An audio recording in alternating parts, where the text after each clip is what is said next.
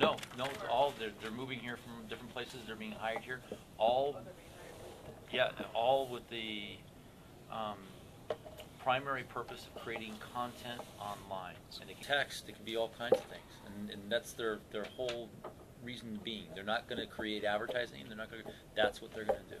There's nothing like it in the industry we could find. Nothing at this scale anyway. And it'll be every day, all day long, all year long. Will they travel around to events? And Yeah, they could do all that. I don't know if you guys saw, I took a trip out to Los Angeles in a Volt, and we took Phil Colley with us, and then it'd be like that. They would must do. have been a long time spending car with him. So we had two Volts, right? We hang out with him last So night. Michael was with me. So we had two Volts, and all you could see in the rearview mirror of the other Volt behind us was his head like this, because he was doing this the entire time. And then I'd be sitting there, my wife would call, we'd be driving along in the middle of nowhere. My wife would go, hey, you know what he just said about you? I'm like, who? What? He's back there blogging, taking pictures of us. I didn't even know it. He's so funny. If you don't mind me asking, how much effort went into actually going ahead and hiring and making the decision to hire 100 people to focus It's on a huge commitment because, but here you got to step back.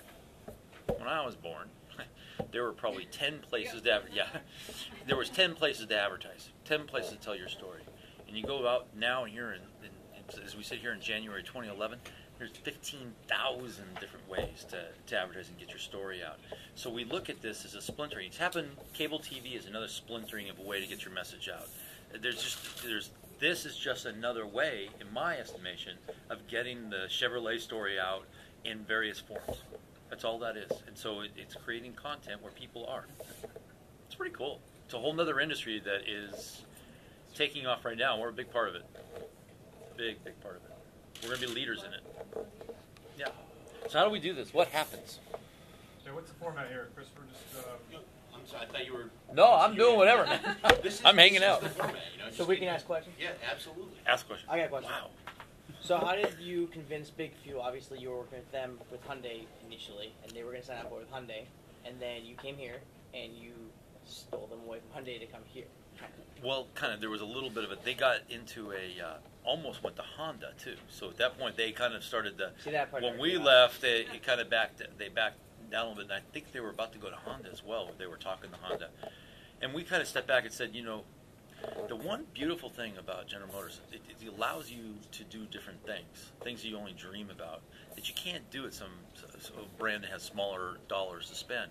This gives us an opportunity to do things one day on Chevrolet, the next day on Cadillac, the next day, on Buick. And we can move it around and we can justify these budgets and these people based upon the scale which we're selling cars here. And that's why it works. And I don't think just everybody could do this. I don't know if you know this, but we're already doing a lot of social engagement. We kind of figured that. Yeah, no, but it's surprising. Get this. We have 60 people who sit in Saginaw. That's all they do all day long is engage people online, helping them find the dealers closest to them. If they can't figure out how to fix their flat tire, whatever issues they have, I hate my car, my dealer did this to me, and they get engaged in that. And they try to, how can I help you? My name is such and such. I'm here in Saginaw, Michigan. I represent General Motors. I might be able to help you out. What's your issue? And then they try to get in the middle of that and try to assist it, rather than these poor people having nowhere to go. And they do this all day long, and they sell cars. So are those people empowered to make decisions? Yes, and nobody else is doing this in our industry. We give them a playbook. A lot of the reason that OEMs like us don't do this is because of legal reasons.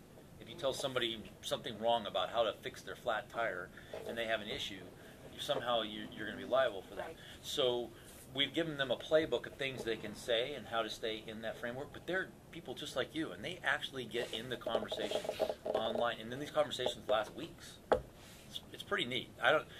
We dreamed about doing that other places, but we would have never have done it. The lawyers would have stopped us. Somebody would have kept us from doing that and stopped that conversation. That's pretty cool. That was here before I started, and it's something we want to build upon, and see if there's other ways to do that. Can you talk about the process that you guys went through from a budgetary standpoint? I'm curious, investing in 100 headcount is a very significant investment. When you compare, let's say, the same amount of expense expenditure on traditional media, where do you see the ROI? So you got to believe that, and I do believe this, that the 30-second commercial is powerful, but it's losing its base, the strength of which is going away. You cannot, the impact of it is going away. Thank you. It's been a long day. So the impact is not what it was even 10 years ago because of the splintering. And if you're thinking about a corporation the size of ours, with the responsibility to sell as many cars as we have to sell, and you have a story to tell, you got to make sure that you have ways to tell that story beyond the 30-second commercial and be looking at other ways. The 10-post kind of things on television, they're important. They're going to be there. The Olympics, we just did this deal with the Olympics with NBC for 2012. That's huge. You know that 215 million plus people are going to tune into the Olympics during that period of time. It's the times around there that you start to wonder about. Where do you get your message out, after those 10 posts go away? The football's great, but what happens from Monday to Friday? How do we find those places? A lot of the traditional media and TV has changed so much that we need to create new content that's relevant to you, doing what you want to do, and be there. And that's what this is about. So for us, it's a trade-off. How do we get our story out? I believe this is the best way to get our story out, is through these kind of more micro-targeting ideas. We're going to do something for hunters, because we know that we have a great deal of our customer base in trucks likes to hunt. And they go online looking for stuff about hunting. How do they get, whatever. There's 100 things they could do. We're going to be relevant and in that space and helping them out, figuring that out. Why not? We should. We sell a lot of trucks. That's what they're interested in. Let's do that for them. Do you have any feeling? Once in a while, but but not so much my legs. Right? Do you have any? Think about outside of GM and maybe even outside of the automotive industry. I'm guessing that you probably have friends in executive level positions in other companies. What would you say to executives who tell you that social media is great, yeah, Facebook, Twitter, that's good stuff, but it's not appropriate for my industry? Well, I think it's a misunderstanding. I observe people, watch what their behaviors and what their habits are. I just look at my wife. I've watched my wife go from emailing people to Facebooking all day long, wherever she is, hey, look at what the kids are doing. And now it's interesting because she's got a close group of people that she interacts with who do the same, and it's fun for them because we moved around a little bit, so it's fun to stay engaged. For her, that's really relevant. If there's some way you can be part of that in an organic way that makes sense, that's great. But you have to experience that, I think, to understand that. There's a lot of people who don't do it. I don't know. I wouldn't say older generation, but that's not true because I know a lot of folks that are older that do it. But it's the people who've not experienced it that they don't understand it. The funny thing is that they're becoming the minority, right? And that's what I would tell these guys. You don't understand it, and you are now the minority. Or you're doing it more than you realize. You don't realize it. I mean, I would argue I'm a fan of ESPN, and I pay for the subscription on ESPN. And so do you know about who does ESPN? That you can get the insider. You know what insider is, right? You pay $30 and you're an insider. So you get a little bit more information if you're an insider. Then, if you're really into it and somebody's on there, they get a coach once in a while who's in the national championship game, and he sits there and answers questions day before. So I found myself asking him a question one day, and I go, oh, I guess I'm a blogger.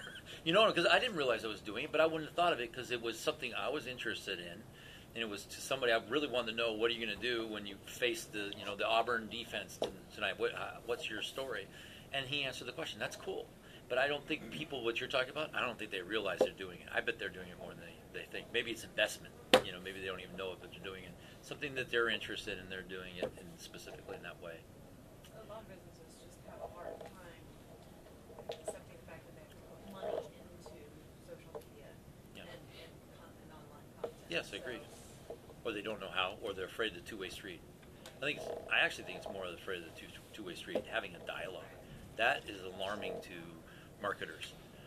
Having a dialogue. Oh gosh, what do we say? They asked me a question. What do I do? Well, what about that dealer network that's already in place, and why not engage them to do the same? Okay, so we are, and you know what's interesting? Our dealers are already doing it. All dealers are doing it, and we encourage it. Not well. I would say not well. Yes. And here's the thing: some do really well at, some don't. At a previous place, I remember a situation where this dealer was on dealer council, very good dealer. But we did some mystery shopping on his website, and he's doing for electronic getting quotes and interrogation, looking for people to give quotes back and forth through a salesperson. And we said, hey, we gave you 4 opportunities to answer this inquiry that somebody had about a new car, and you never responded once. But yet you're a great dealer, and you say you're doing something. And he said, I'm going to have to fire my daughter. And you realize that he had his daughter doing it. She didn't know what she was doing. But that's what happens. They put their family in charge of these things. They think they're doing a good job. They have no idea what they're doing. That's typical. That's very typical. So we're working on trying to make it more professional. We work with an organization called Cobalt. And Cobalt does a nice job of trying to educate them on the benefits of answering these questions. We continue to mystery shop people and dealerships that tell them, hey, you're not answering your inquiries. You think you are, or you're sending out a blanket. Here's the worst. Thank you for your inquiry. Please call us at this number and we'll give you more information. Well, that's not what they wanted. And they wanted you to call back or write back instantaneously, and you did it like 2 days later. So we try to educate them that this is a benefit. And the way you do that is you show them dealers who have done well and sell cars and best practices. And you educate them through best practices, and then they learn that this is not some hocus-pocus thing. There's actually an effective tool. One of our fans asked if you see ad rates for online marketing ever matching print. Excuse me, no. Do you see ad rates for online marketing ever matching print? Well, that's not a fair question to ask me because as anybody who sells magazine ads in America knows, I've been kind of vocal about the transition is happening. It happened with newspaper. It happened with newspaper, and I think what you're seeing is a transition for most magazines. They're all changing and realizing it's changing. That's why you see them having iPod, versions of it, more online versions of their magazines, because that's how people are consuming that media now. And so you see them making that transition. I can't predict that. It wouldn't surprise me. Okay, I've got a real basic question. Oh God! And I'm I think tough it's on one those. that small businesses or these people that expect to be doing it themselves don't understand and don't realize. But what are you measuring? What are your goals? And how close are you to hitting them? I'm measuring them specifically. What we When measure you everything guys are- to death. So We when measure- you guys are looking at sales force or a workforce of 100 doing social media, what are you measuring them on? Oh, so one of the things the automotive industry is notorious for is we measure everything to nausea. I mean, it's really amazing how much information we have. As a matter of fact, one of the problems we have is actually consuming all that data and making sense of that data. I could tell you in December the number of people who shopped a Sonata and how many shopped an Elantra, a Sonata, and a Camry. I can tell you how they did it, what day they did it, what they went to, what level they went to, what they shopped, what color car they picked. I don't know what to do with it all of it. We got so much information. So what we try to do is find things that are going to make sense. We track the things that will make sense. I personally like the engagement. How long did they stay on the website? How many pages did they go to? Where did they go? How long did they stay? Did they read it? Did they watch the whole video? If they didn't watch the video, should we change the video? Those are the things we're looking for to make it more entertaining and more interesting. I personally track website traffic daily. I watch it. I watch Chevy.com. I watch the others because we have a strategy that is that when we run a TV ad, we're trying to run people back to our website so they're engaged on the website, they're looking at the car, and they're shopping. That's our goal. So, bless you. Thank you. So when they're, we run an ad, for example, in the Super Bowl is coming up. Very important to us that when they see our ads, that they actually do something. They don't just sit there and go, "Oh, good ad." No, we want you to react and go to our website, shop our cars, have an engagement with us, and we need to have a kind of a two-way dialogue with them. That's important to me. We have one of the, we get a lot of traffic on our website. Easily one of the largest in the country, no doubt, for Chevy.com. The amount of people go there, knowing what I know about others and where we are, it's a huge place. And in a lot of ways, it's a lost opportunity for us because I don't think we're providing them the kind of content they're looking for when they go to Chevy.com and the experience they're looking at Chevy.com. So we're spending a lot of money to redo that, to be much more relevant to that person when they see something, they go there, that we're actually giving them what they want. So, but I mean, they track. you could track eyeball movements Oh, on no, the screen. I'm very It's like, familiar please. with heat maps, but I'm just wanting to know like, how Behavioral you guys. things. We actually I've been part of. God, I can't believe I'm saying this. I've been part of putting a brain scan thing on somebody's head, so when they went to the website, we could track which side of the brain was working. I kid you not. We tried everything. So you got to find the stuff that makes sense and the things that's actionable, something we could do something with, and that's what we try to track. So you guys, like on a social media visitor, do you have a lifetime value of that customer? No, I don't think we're doing that. So that'd be a good thing. If we could get their information, if we could find out who they are, that's even better. So we can actually get to that, right? Yeah. We have a very good database, a huge database, obviously. So we sell so many cars and they turn over, we have this database. What we're trying to do is find ways to capture those email addresses. So we can actually kind of engage them somehow back and get them to come back and engage with us. That's what we're trying to do. Go ahead. This is kind of, I was watching the Big Fuel thing, and I mean, you guys have done a lot of stuff in-house with Mary, Chris, and everyone, Phil. And now you guys have Big Fuel, and they're going to do a lot of strategy and some of the implementation. They're gearing up for all that. How is Chris and Mary going to play a role in that, since they're very visible online, especially at Southwest by Southwest? So I got a great idea. Mary, why don't you answer that question? Well, we just had a long meeting about it, Okay. so I just... That is so funny. I'm like, I didn't ask from We've been out there from a communications perspective. We built these relationships, but if we're going to really build relationships at the next level with consumers, we definitely need marketing involved. I've spent like 11 years in marketing and communications. Some of you know I was at GMC as their PR director. And so what do you do when you're at a division? You're trying to help accomplish the objectives of the organization, the marketing group. And so we don't want our relationships to go away. In fact, like with Phil Colley, you all know and you laugh, but you love him because you know that Famous you have Phil Colley. the He is famous Phil famous. Colley. You have accessibility. You're able to build relationships. One of the things we're trying to do is then to have Big Fuel not make mistakes that we've already made. And so we're partnering. We're meeting with them. We're meeting with Joel, Liz Boone, the marketing folks. So you're going to continue to see the people in communications still engaged, and you're going to see Big Fuel folks. But like the 60 people who are working in Saginaw that Joel talked about, a lot of these are contracted employees who have become GM employees because they're working full-time on our behalf. So it's not like they're just coming and working on a bunch of stuff. They really become the brand, because if they don't become the brand and own it, then they can't really take it to the next level. They can't really engage with consumers. And the same for, like, we have like Facebook fans here. You just can't be anybody. I mean, Debbie is mostly the GM Facebook page, and so you know her, and you know that when she's responding, it's Deb, and she can get you to the right person. So I think what you're going to see is that what we're doing, because marketing always has greater budgets than we do, you're going to see even more content, even more engagement, but we're not going to go away. In fact, there are about 60 of us in communications involved in the social web, because it's what we do, we communicate, but we definitely need marketing to be there to partner with us. So it's good. It's good for Detroit. We're going to have 100. You want to add something to that, Chris?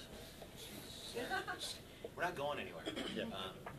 This should supplement and benefit, boost what we're already doing. We've all kind of talked about this. The problem with what we've always been able to do is the problem of scale. We can build as many relationships with you guys as possible. We can talk to you. We can be your sort of point of contact. But there are 1,500 other conversations and other people out there that we can't necessarily get to. It's not because we don't want to. It's just there's not enough hours in the day. And at some point, you have to go home and actually be dad or mom or whatever. This will allow us to be in more places, to have more relationships, to get to know more people on an individual basis, as well as create the kind of content that Joel's talking about. Yeah. Yeah. I mean, one of the things we talked about is maybe having you guys even sit among these people to kind of, there should be a lot of cross-pollination, right? Right. And kind of helping them, because a lot of these people are not going to be familiar with the brands as much, and so we're looking at this being a real asset and having them together. And I think that's what we were talking about the other day, right, Pat? I'm just trying to find ways to make that make sense and give you guys an office right next to where these people are doing all this, so we avoid those traps. Christopher and Lisa are going to move over, and we're going to keep the other half of the team with us so that we can kind of keep pollinating the rest of the organization. Is there a reason why you're going to have them in an office versus being virtual? So because they're creating content and editing content, and because we want to have some higher levels of production quality, we're going to actually build a little studio that they can work in. There's an editing base that they can work in, so we're giving them places to do it. But many of the people will be we think most are going to be based here, but how much they're actually here, we'll wait and see. Depends on the content, the ideas, and where they're going, what they're doing, right? So it's good for energy building too, though. yeah, I got to say, I've been involved in a situation where you had a virtual desk and you can go take any desk. People ended up after about 4 or 5 months just staying there because they wanted the people around. They liked the energy of being around. So in a creative environment like that, it helps to have somebody to feed off and have a partner. And so we want to make sure we create that. We're going to actually put them in the same building with the advertising agency. So they can actually, we're hoping that they'll go and engage with the people creating the 30-second commercial and say, hey, that's a good idea, but why don't you do this? And I know this about this customer, and I heard this over here. Hopefully we get better work because of it. That's perfect because I'm restructuring my own company because if I sit at my computer, I do all my social media, I'm answering questions, you just get into a rut. You just don't want to do it because you're just like, you get no one to talk to, no one to have fun with, no one to engage with, no one to be like, hey, check this out. These little things really help. Some flexibility, I think. Yeah, you need to have it, or else you just sit there and then you just don't want to do it. And then as the days go on, unless you're a self-motivator, like I'm a self-motivator, so I can get on there and I do it every day, no problem. But people who aren't, they need like the engagement. Correct. Else it will just fail and they won't do the work, and then you'll be hiring new people in a month. Totally agree. Yes. Aaron's been so patient. Yeah, Aaron had a question. I'm a consumer is what I'm hearing. And so We all are. Yeah. I'm from, I'm looking outside into all of the worlds, bloggers and manufacturers and, marketing. I get that everyone, you put out there on a website, you put a Facebook page, you tweet, you got people following you, you have a fan base that is on the web every day. Is it fair to say that the average buyer of a car is going to go through the Facebook page and the GMC page? If not, how do you get those people to go there? How do you drive that base to get there to where you can engage with them? Because if, you can't live off of a base that never changes. So how do you bring in the people that aren't doing that? Because you have to go away from the Well, we have a lot of traditional other ways we're doing this, right? We do things besides just this, and we are engaged in other ways.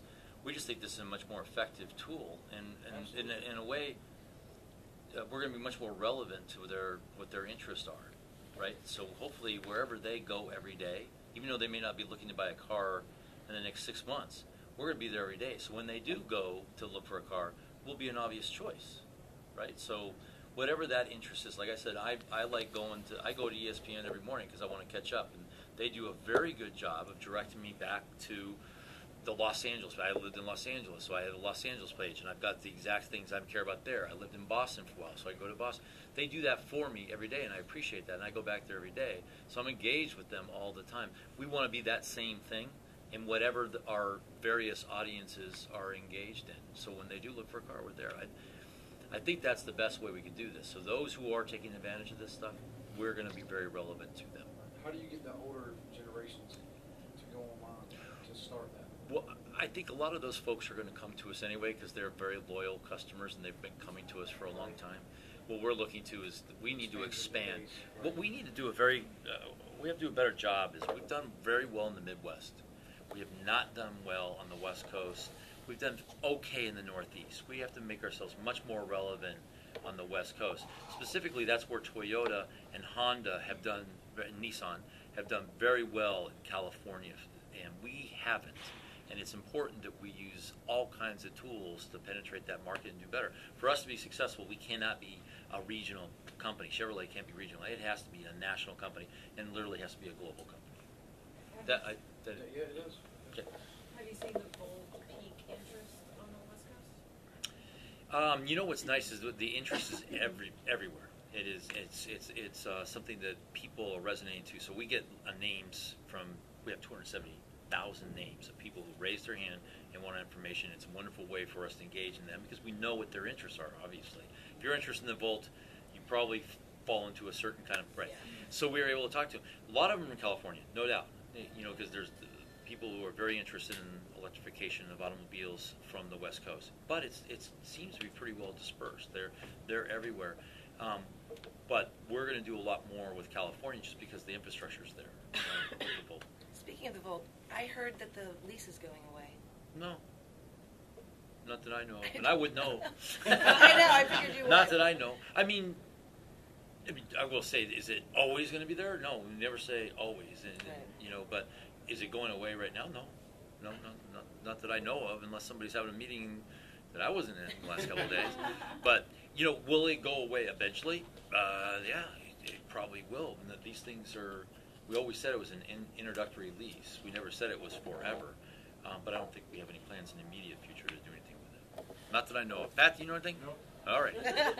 Could you send a note to Ed? You say, Ed, we keep getting these things. Who are you talking to? I think it happens when you have a lease program and you have to renew it officially. So. Oh. Yeah, Okay. that probably. Oh, January 1st. Yeah. Aso desu ka. Okay. No, there's no plan. I don't know. I know nothing about any kind of changes. And that's not our plan. It was I was a big supporter of that. So I think our plans are to keep it for a while. I don't know how long. So. As a marketer as a whole, maybe not just as a Chevrolet employee, but since you're obviously a leader in the marketing department, what are your thoughts, if any, on the aggressive nature of Ford's electric marketing, featuring like Ed Begley Jr. and they're coming out to the Bulls and the league directly, like calling them out kind of thing? Oh, that's great. I love competition. I personally think I do the same thing. I mean, I've called them out. Who's seen Max and Al? Anyone? So, okay, so we're calling them out. So it's kind of fun for us, and this is good for consumers as far as I'm concerned. And we think we have a very competitive story, very competitive product, and we welcome any kind of challenge like that. I have often thrown down several challenges to my counterparts over at Ford for things like this. So, yes, sir. I had a question about the structure of the marketing. Typically, do you market the whole brand Chevrolet, or do you find it more effective to break it down by like the model, like say Camaro or Cadillac, Camaro or like the Volt? And also, I'm a big Camaro enthusiast, so I was just curious what role you have in the marketing of the Camaro, and also what we could expect in the future. Okay, so big believer in brand advertising, and so what had transpired here for 30 or so years is it was a lot of GM, a lot of talk of GM, and my argument is that GM sells nothing. GM is a corporate entity that manages 4 brands. Chevrolet sells something. People have a relationship with a Cadillac. They buy into what Buick stands for. They buy into a GMC. That's the relationship they have. It's with that brand and the persona that brand projects. So we're a big believer in that. There was a time, and there's a different school of thought, that you could manage the models as individual brands. And honestly, that's not an effective strategy. We do not have unlimited resources, so we can't create 19 different brands under another umbrella. It's not feasible. What you want to do is create a persona for the brand that is true for all of the models underneath that. Then you use the model advertising as a way to tell the story of what the brand stands for. And it's an excuse. So you tell a great story about Camaro and what the Camaro is, but it should ladder up to what the brand stands for. And to your second question, you should anticipate. So what we do, we're in the Super Bowl this year, and we're doing a big job with the Super Bowl, and we have a number of commercials. And the way we do this is we produce more commercials than we need, and then as we get closer, we start to figure out which ones are the best ones. And the other commercials find their way into the rotation later, but we pick the 5 are the best. And right now, a Camaro ad is in the hunt for top 5, so to speak. I have a feeling that it'll make the cut and it'll get in there, and it's kind of a cool spot and kind of fun and funny. So we're going to do stuff in the Super Bowl that's a little bit funny. Some are straight, some are informative, but that's our belief and our philosophy, that you can do all of that in a Super Bowl. You don't have to always be funny. You always have to be entertaining. I've had some experience where we've been very informative and been very successful in doing that, just telling straight ass. A lot of people when they watch, one before we get off the topic, the Super Bowl commercials, they did a study, like, you don't even know what you're trying to buy.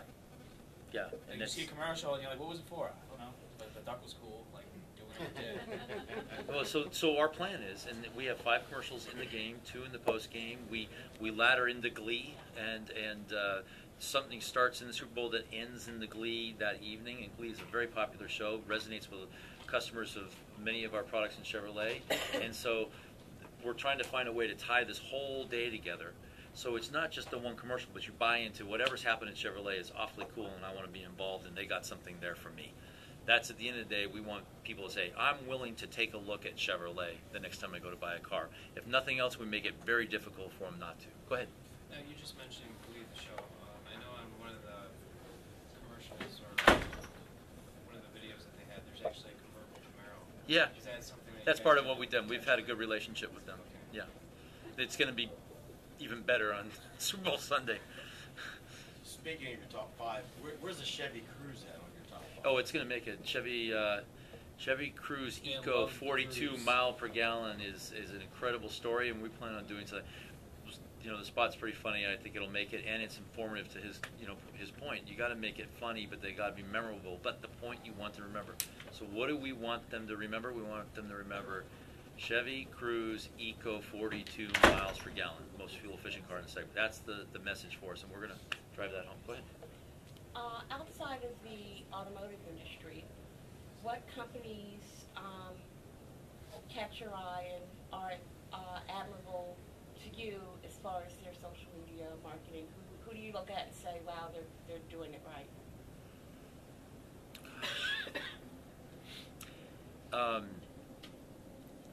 Are you familiar with this thing called Skinny Cow? Mm-hmm. Have you seen what they've been doing? It's very cool. Anyway, I don't want to go into the whole thing, but I just read, got a case study on it because I asked the question about it, and it was pretty well done. And what it did is it resonated with a certain female customer and really got to them and made them very loyal to the brand because of the way they did it. It was very engaging. It was a very successful campaign, drove a lot of sales. It really found a way to help women in this specific area. It was terrific. I mean, it was really, really, really well done. Another one, believe it or not, is Old Spice. I hate to say it. I don't know if you know what they did. They did a nice job on TV, but it's what they did to activate it and continue that thing on is really incredibly well done. Their YouTube campaign. Yeah, very good. And Levi's, I don't know if you saw the Levi's campaign last year. The America campaign, that was also really well done, and it resonated with that specific target audience very well. So there's 3 different groups that they had specific micro-targeting that they've been very effective on. Those are 3 that come to mind. I bet if I said it, I could come up with a whole bunch more. And the nice thing is I got to judge this Effies. You know what the Effies are? I don't know if you know. It's an award for advertising excellence. And so you get to read through these case studies. Part of the reason I do is get to read through the case studies and see good work and see what people are doing, or bad work in some cases. So is this this is a move from communications now to actual campaigns? Do you think it's going to be difficult to maintain sincerity? Not if your overall brand premise is sincerity and authenticity. Yeah, no, I don't think it's going to be a problem. One of the things we're doing is this. You can't be. So that means that we have 2 personalities. We need to be the same everywhere we go. We got to be who we are. We can't fake it. If we fake it, then we're not a real brand. We're not something that you want to buy into. So we need to be genuine and authentic no matter where we are. At one point, we might be asking you to buy something. Another one might be just giving you information. That's different. But one of the things we're doing is this carbon reduction program, and that really comes from the heart. That's something. So during the Volt, so the Volt, if you guys probably haven't been involved in a lot of product development for cars, but it's very complicated. It's very difficult. And what they did with the Volt, beyond winning all the awards, is they did it in 3.5 years. And they did a car that's probably the most significant car in 100 years of automotive history. It will likely be the thing that you all look back 15 years from now and look back at that car started it all. I went to the auto show when it won that award. It started this movement. And the thing is, those engineers did that. They did it and sacrificed a lot to get it done in 3.5 years. It's the equivalent of putting a man on the moon. It's that difficult. The sophistication. There are 15 million lines of code in that car. Just to put it in perspective, the 787, the Boeing 787 that you see that Boeing's coming out with, 8 million lines of code. This is an incredibly sophisticated piece of technology, and they did it in 3.5 years. And with that said, get this, I'm talking to these guys, and they're all proud, and they did it to help save the company, and they did it because it was the right thing to do, but they all tell you know what else? It's really good for the planet. It's really good for our environment, and this is the kind of things as a car company we need to be doing. That's genuine. That came from the heart. That came from those engineers out there that they realize that there's something they can do to better this world and our environment, which we all need to be aware of. Cars produce emissions. It is an issue, and it should be an issue for everybody, and we can't hide from it. Fortunately, this company, GM in general, but all of the brands, we've changed, and it's a good change because we're no longer that company that goes and tries to fight this kind of regulation. Instead, we try to find innovation and technology to take those challenges head on and solve them. That's a cool thing. That's genuine. That's the real deal. Probably Go need ahead. to do one last. I have one. Shoot, this is so much medium fun. hard and one very simple. Y'all come to my house this afternoon. First question is, can you tell us a little bit about how marketing and sales are organized from a leadership perspective and how you work hand in hand? And secondly, are you on Twitter? I mean, you personally. So I are you can't. on Twitter? For a lot of reasons, people take advantage of it at this level. It's really unfortunate. And, it's sad. I've had this conversation 1,000 times. But the minute I do, then I get some stuff that, it's wacky things that happen to people. So we can't do it. So it's unfortunate. We've tried to do it where we control it, and it's it's a bummer. It's just a bummer because I got, there's just, I can't explain it. It's just hard. There's threats and stuff. Yeah, so what was your first question was? Oh, so it's really cool. It's different. It used to be the way we were organized, we'd have a person specifically over the top of the 4 brands, and then they would have a salesperson and a marketing person underneath them. Now what we have is we have Mark Royce, and he runs North America. And what he's done, he set it up so there's a vice president of sales and a vice president of marketing for each of the 4 brands. And they work hand in hand, and they have their own set of responsibilities, but it really makes them work as a team. And actually it's a great setup, and it's been very effective. Will we do it forever? I don't know, but right now it's working very effectively because there's so much happening. The brands have got so much momentum. It takes a lot of work to manage these companies and all these dealers and all the things we're trying to do. It seems to be a very effective organization. What do you, Pat, would you agree? It is different, right? That's only been for a little while. Yeah, last year. So, and I don't have any plans of changing that. I don't see where that would change. I think it's an effective tool. If you're going to get into traditional brand management, then this is a better way to go because then there's a partnership in making sure that you understand there's a need to manage the brand and invest in the brand, not just sell sheet metal. Can they have one more? Sure, one more. All right, he didn't get one. Just going back to the Super Bowl really quickly, are you guys planning anything special in particular for the Super Bowl? Yeah, so we have the 5 commercials, 4 in the first half, 1 in the second half, 2 in post, a lot in the Glee. It's kind of hard to explain, but there's a big thing that happens in Glee. It's a real nice because it's collaboration with the director on the Glee thing. So it's going to be a fun day for us. That's a lot in one day. I can't remember an advertiser doing something quite as extreme as this, but we see it as an opportunity, almost like a coming out party for Chevrolet, and in the first half of the year to do something kind of cool and kind of interesting. So it's a big deal for us. Well, thank you very much. Thank you, guys. That was good. Thank you. I appreciate it. Was that good? Let's do it again.